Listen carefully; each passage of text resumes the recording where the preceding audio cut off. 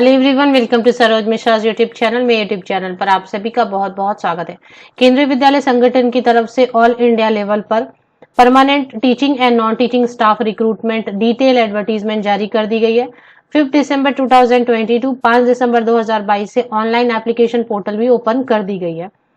Non teaching के लिए मैंने वीडियो अभी तक नहीं बनाई है। उनकी qualification, age, fee, salary, exam pattern, selection criteria और बाकी की सभी डिटेल्स हम इस वीडियो में कवर करेंगे। नॉन टीचिंग पोस्ट जो केंद्रीय विद्यालय संगठन से आए हैं। इसके पहले मैं ये बता दूं कि ये जो एडवर्टीजमेंट रिलीज की गई है ऑल इंडिया लेवल पर लीक की गई है, तो जितने भी राज्य हैं, जितने भी स्टेट हैं अपनी कंट्री में, उन सभी से एलिजिबल कैंडिडेट एप्लीकेशन कर सकते हैं और जॉब लोकेशन भी ऑल इंडिया लेवल पर जहां जहां भी वैकेंसीज होंगी वहां पर इनिशियली रिक्रूट किए जाएंगे और बाद में फिर पोस्टिंग होती रहती है। तो चलिए आगे बढ़ते हैं। नॉन टीचिंग पोस्ट की जो क्या क्या पोस्ट हैं, किस पोस्ट के लिए क्या क्वालिफिकेशन चाहिए, क्या सैलरी रहेगी एक्सपेक्टेड और सिलेबस क्या रहेगा, सिलेक्शन क्राइटेरिया, एग्जाम पैटर्न, फी, ये सारी चीजें हम सिस्टमैटिकली इस वीडियो में कवर करेंगे क्योंकि 5 दिसंबर से ऑनलाइन पोर्टल जारी हो चुकी है। तो जो कैंडिडेट अप्लाई करना चाहते हैं वो इसे देख लें, जिन्होंने ऑलरेडी अप्लाई कर दिया वो भी देख लें, सो दैट कुछ अगर मिसिंग होगी तो उन्हें समझ आ जाएगा। चलिए आगे बढ़ते हैं डिटेल्स के लिए।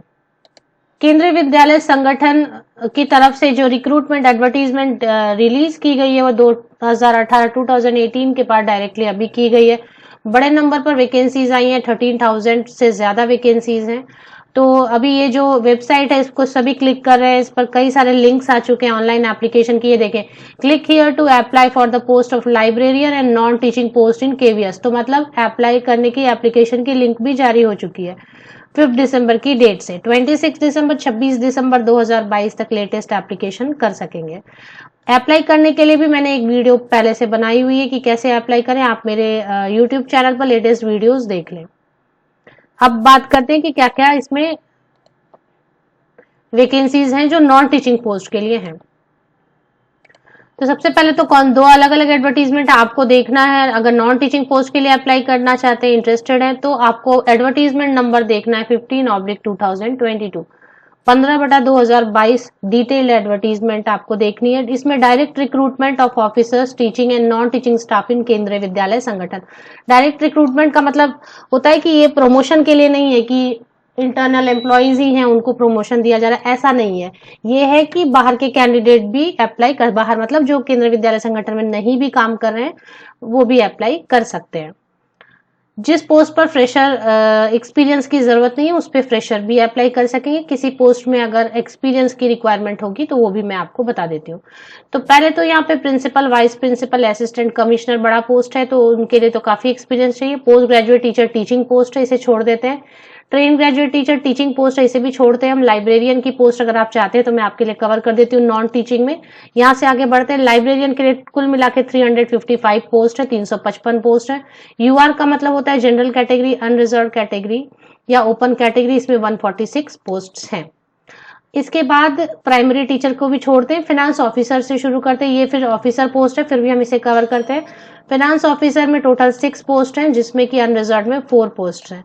जिसमें जिस कैटेगरी में सीट्स नहीं है, जैसे एसटी कैटेगरी, ईडब्ल्यूएस कैटेगरी में सीट नहीं है, तो UR, unreserve category, open category, general category में आकर एप्लीकेशन की जा सकेगी। असिस्टेंट इंजीनियर सिविल, ये सारे पोस्ट हैं जिनमें 1 या 2 पोस्ट है। चलिए आगे बढ़ते हैं। असिस्टेंट सेक्शन ऑफिसर की पोस्ट है, ये बड़े नंबर पर वैकेंसीज आई है। सेक्शन ऑफिसर, क्या क्वालिफिकेशन है या एक्सपीरियंस चाहिए, नहीं चाहिए, सारी चीजें हर पोस्ट के लिए मैं इस वीडियो में कवर करने जा रही हूँ। हालांकि वीडियो लंबी होगी बट परमानेंट पोस्ट है, कई सालों के बाद आए और फिर वापस पता नहीं कब आए, तो इसलिए आप अच्छे से वीडियो एंड तक देखें। सभी पोस्ट की अच्छे तरीके से डिटेल में वीडियो में आपको प्रोवाइड करती जाती हूँ। तो अनरिजर्व कैटेगरी और ये सारे मिला के टोटल 156 पोस्ट है, 156 पोस्ट है। Assistant section officer all India level से अप्लाई कर सकते हैं। ऑल इंडिया लेवल पर जहां पर भी वैकेंसीज होंगी वहां पर रिक्रूट पोस्टिंग आपको कर दिया जाएगा। हिंदी ट्रांसलेटर की पोस्ट है, जिसमें टोटल 11 पोस्ट है, 11 पोस्ट है। अनरिजर्व या ओपन कैटेगरी या जनरल कैटेगरी में सिर्फ 7 पोस्ट है। और अगर किसी रिजर्वेशन कैटेगरी में सीट नहीं है तो यूआर के अंतर्गत आकर आप एप्लीकेशन कर सकेंगे। सीनियर सेक्रेटेरिएट असिस्टेंट की पोस्ट है, टोटल 322 पोस्ट है सीनियर सेक्रेटेरिएट असिस्टेंट। इसकी भी डिटेल हम कवर करेंगे क्योंकि 300 से ज्यादा पोस्ट है, 300 से ज्यादा। जूनियर सेक्रेटेरिएट असिस्टेंट सबसे ज्यादा पोस्ट यहाँ नजर आ रही है, 702 वैकेंसीज है, 702 वैकेंसीज है जूनियर सेक्रेटेरिएट असिस्टेंट के लिए। स्टेनोग्राफर ग्रेड 2 है, स्टेनोग्राफर ग्रेड 2 के लिए टोटल 54 वैकेंसीज है, जिसमें कि अनरिजर्व कैटेगरी के लिए 23, जिसे जनरल कैटेगरी भी आप बुला सकते हैं। अब बात करें तो ये इतनी सारी वैकेंसीज हैं। अब हम बात कर लेते हैं कि इनके लिए पे स्केल क्या है, क्वालिफिकेशन, एज की क्राइटेरिया क्या है, सिलेक्शन क्राइटेरिया क्या है, ये सारी चीजें।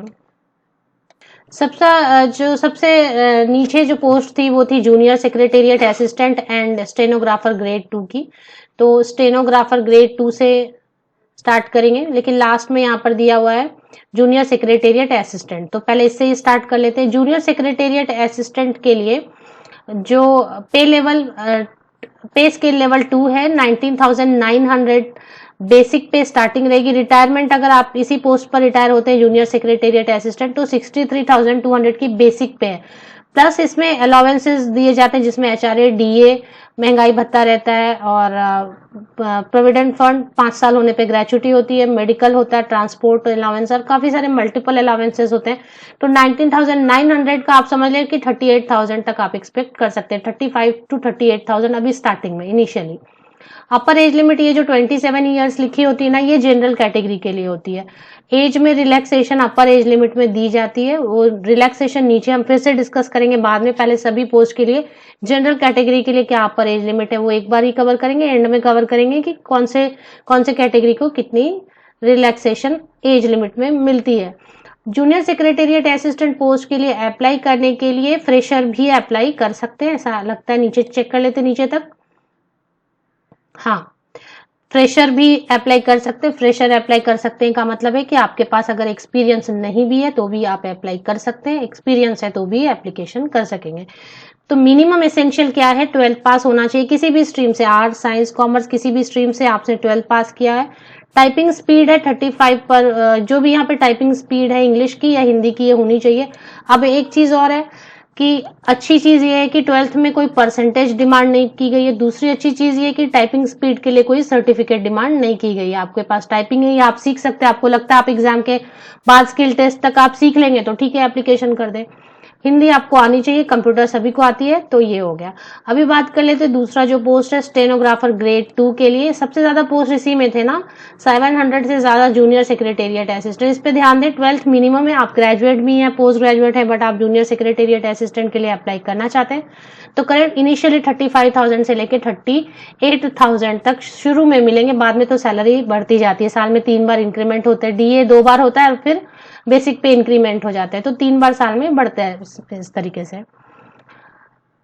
एंड में हम कवर कर लेंगे। मैं शुरू में ही आपको बता देती हूँ, जो भी अपर एज लिमिट रहेगी जिस भी पोस्ट के लिए, उसमें SC ST कैटेगरी के लिए अपर एज लिमिट में 5 ईयर की रिलैक्सेशन होती है। मतलब जो भी जनरल कैटेगरी के लिए एज वहां लिखा है पोस्ट के आगे, उसमें +5 कर दें अगर आप अपर एज लिमिट में, अगर आप SC या ST कैटेगरी से बिलोंग करते हैं, और आप सर्टिफिकेट दे सकते हैं।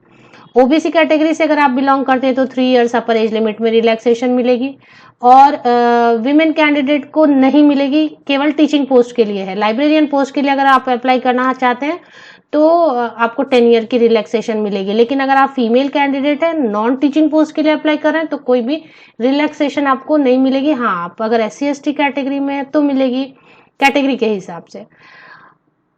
PWBD कैंडिडेट जो है मिनिमम 10 इयर्स की रिलैक्सेशन अपर एज लिमिट में होती है। ओबीसी PWBD कैंडिडेट को 13 इयर्स की, SC ST PWBD कैंडिडेट को 15 इयर्स की अपर एज लिमिट में रिलैक्सेशन मिलती है। अब चलिए बात कर लेते हैं स्टेनोग्राफर ग्रेड 2 के लिए। पे स्केल लेवल 25,500 है।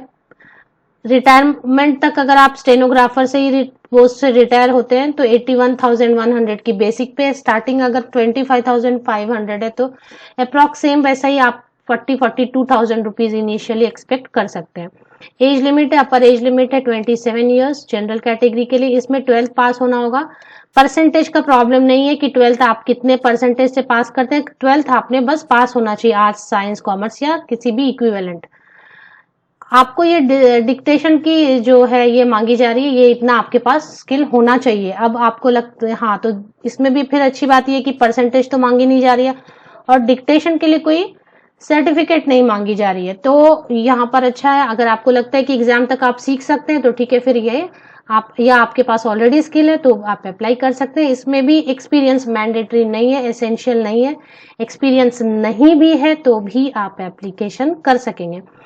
सीनियर सेक्रेटेरिएट असिस्टेंट इसके 25,500 से लेके 81,100, इसमें 3 ईयर की एक्सपीरियंस एलडीसी के तौर पे, मतलब जिन्होंने ऑलरेडी गवर्नमेंट सेक्टर में काम किया हुआ है या ऑटोनॉमस बॉडीज में या पब्लिक सेक्टर में काम किया हुआ है एज एलडीसी, ये जॉब उनके लिए रहेगी।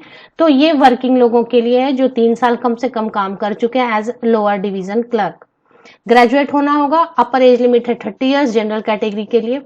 कंप्यूटर आनी चाहिए और ग्रेजुएशन किसी भी सब्जेक्ट से चलेगा, बट पहले तो आपने गवर्नमेंट जॉब होनी चाहिए, एलडीसी के तौर पे आपने काम किया होना चाहिए। इसके बाद है हिंदी ट्रांसलेटर। अपर एज लिमिट है 35 ईयर्स। पे स्किल इसकी काफी अच्छी है, 35,400 की बेसिक पे है, तो सैलरी आपकी आराम से 50-55 के अराउंड, 1000 के अराउंड इनिशियल सैलरी बनती है। हिंदी ट्रांसलेटर में कई सारे ऑप्शंस दिए जाते हैं। इसमें एनी मास्टर वाले भी अप्लाई कर सकते हैं अगर आपने हिंदी इंग्लिश ऐसे कॉम्बिनेशन से पढ़ाई की है, ग्रेजुएशन लेवल में पढ़ाई की है हिंदी इंग्लिश, तो आप अप्लाई कर पाएंगे। मास्टर डिग्री अगर हिंदी विद इंग्लिश या इंग्लिश मीडियम में पढ़ाई की, हिंदी सब्जेक्ट लेके, या हिंदी मीडियम में पढ़ाई की इंग्लिश सब्जेक्ट लेके, ऐसे सभी केसेस में अप्लाई कर सकते हैं। एनी पोस्ट ग्रेजुएट भी अप्लाई कर सकते हैं। कंडीशनल की हिंदी मीडियम से पढ़ाई किया है, इंग्लिश एज ए कंपलसरी और इलेक्टिव सब्जेक्ट और as the medium of exam at degree level, तो एनी पोस्ट ग्रेजुएट भी अप्लाई कर सकते हैं। इसमें थोड़ा कंडीशन है हिंदी और इंग्लिश का।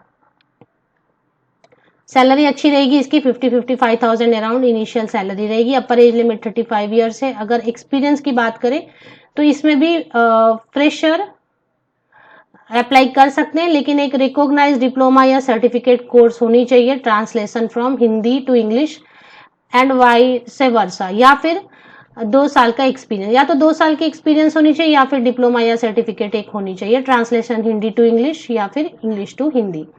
असिस्टेंट सेक्शन ऑफिसर, ये सारे जो है ना, ये असिस्टेंट सेक्शन ऑफिसर है जिनके पास एक्सपीरियंस है, जिन्होंने ऑलरेडी अपर डिवीजन क्लर्क के तौर पर गवर्नमेंट जॉब किया हुआ है, ऑटोनॉमस बॉडी में या फिर काम किया है, पब्लिक सेक्टर में या फिर काम किया हुआ है, तो ये एक्सपीरियंस कैंडिडेट्स के लिए है। बाकी ग्रेजुएट आप किसी भी सब्जेक्ट से, किसी भी परसेंटेज से हैं तो चलेगा, किसी भी सब्जेक्ट से ग्रेजुएट, किसी भी परसेंटेज से graduate, but 3 years as work experience as upper division clerk in central और स्टेट और ऑटोनोमस और पब्लिक सेक्टर, तब आप एप्लीकेशन कर सकेंगे।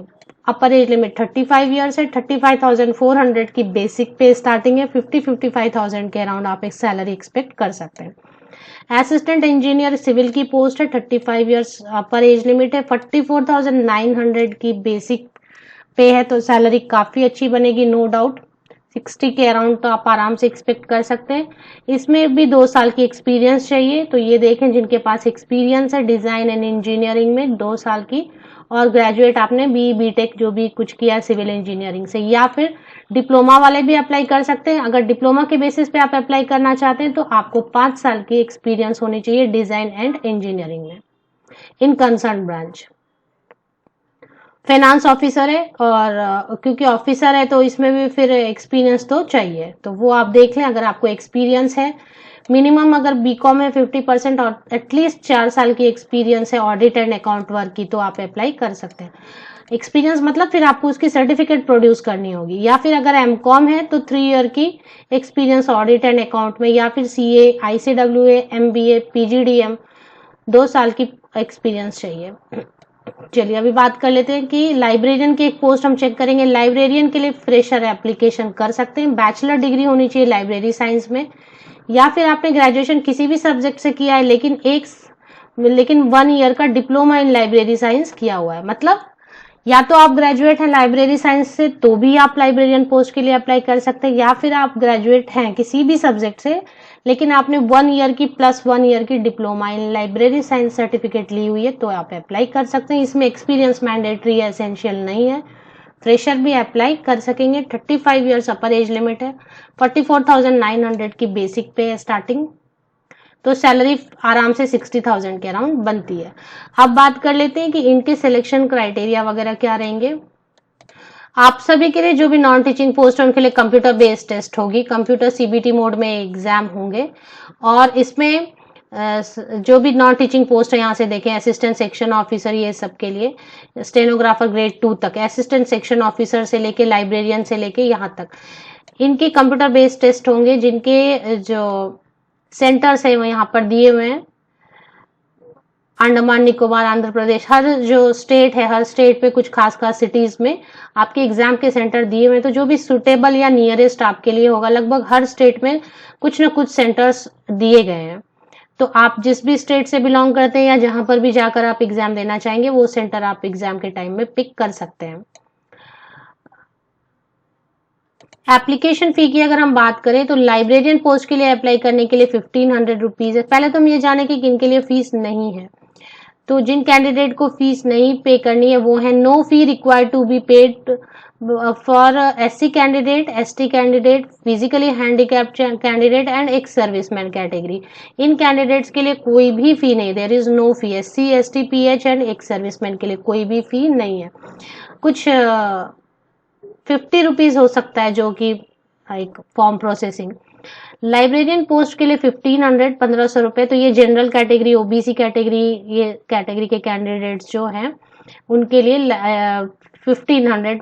लाइब्रेरियन पोस्ट के लिए सेक्शन असिस्टेंट सेक्शन ऑफिसर के लिए भी 1500, हिंदी ट्रांसलेटर के लिए 1500, senior secretariat assistant, stenographer grade 2 and junior secretariat assistant 1200 rupees application fee है। जूनियर सेक्रेटेरिएट असिस्टेंट को आप ज्यादा टारगेट कर सकते हैं बिकॉज इसमें ज्यादा 700 से ज्यादा वैकेंसीज हैं। ऑनलाइन एप्लीकेशन 5 दिसंबर से शुरू होगी, 26 दिसंबर तक ऑनलाइन एप्लीकेशन आप कर सकते हैं। और इसके बाद जो एग्जाम होगा वो हिंदी और इंग्लिश दोनों में होगा, बाइलिंगुअल होगा। कंप्यूटर बेस्ड होने का मतलब होता है कि कंप्यूटर स्क्रीन पर आपको बैठना होगा और एग्जाम देना होगा, ऐसा रहेगा। इसके बाद इसके जो एग्जाम सिलेक्शन क्राइटेरिया है उसके लिए एक अलग पीडीएफ दी हुई है। यहाँ पर एक अगर आप देखेंगे अनाउंसमेंट सेक्शन में, केंद्रीय विद्यालय संगठन के अनाउंसमेंट सेक्शन में सीरियल नंबर 8 पर, तो स्कीम एंड सिलेबस के लिए अलग से दे दिया गया है। इसमें स्कीम रहेगा और सिलेबस रहेगा। तो स्कीम एंड सिलेबस में थोड़ा सा और 1 या 2 मिनट कवर कर लेते हैं कि किस तरीके से स्कीम रहेगा सिलेक्शन का, क्या क्या इसमें इंक्लूसिव है, कैसे सिलेक्शन होगी और क्या सिलेबस कहाँ पर आप देख सकते हैं। तो ये डाउनलोड कर लेते हैं सीरियल नंबर 8।